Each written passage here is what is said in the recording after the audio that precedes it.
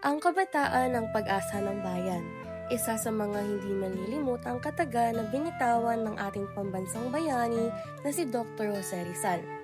Ito ang tema natin ngayon, Rizal, the Youth's Forever Inspiration.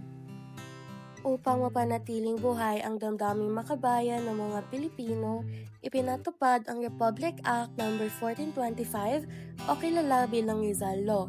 Ito ay nag-oobliga sa lahat ng paaralan sa Pilipinas na turuan ng buhay, mga akda at ideal ni Rizal. Layunin nito na mapalaganap ang kanyang kabayanihan sa mga susunod na henerasyon, lalo na sa kabataan. Ito ay nakatulong na maintindihan natin ang kasaysayan at pagpapanatili ng kanyang legasiya dahil siya ay sumisimbolo sa mga pagpapahalagang humubog sa ating pagkakakilanlan bilang mamamayan. Isa sa mga maagang akda ni Rizal na nagbigay inspirasyon sa kabataan ay ang La Juventud Filipina o sa Ingles ay To the Filipino Youth. Tinatalakay sa tulang ito na ang kahalagahan ng pagtamo ng magandang edukasyon para sa mga kabataan. Binibigyang diin ang edukasyon at pagmamahal sa bayan bilang susi sa kinabukasan ng Pilipinas.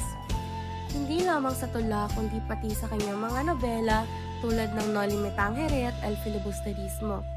Pinakita dito ang pagtataguyod ng reforma at pagbabago na nag-udyok sa kabataan na maging matapang na tagapagtanggol ng katotohanan at hustisya. At narito rin ang aking mga nakuhaan na imahe noong kami ay pumunta sa Fort Santiago. Makikita sa imahe na kahit hanggang ngayon, ang mga ideyang ito ay nagpapaalala sa atin na ang kabataan ay hindi lamang pag-asa kung hindi aktibong tagubahin ng bayan. Tunay nga na si Rizal ang walang hanggang inspirasyon ng kabataan.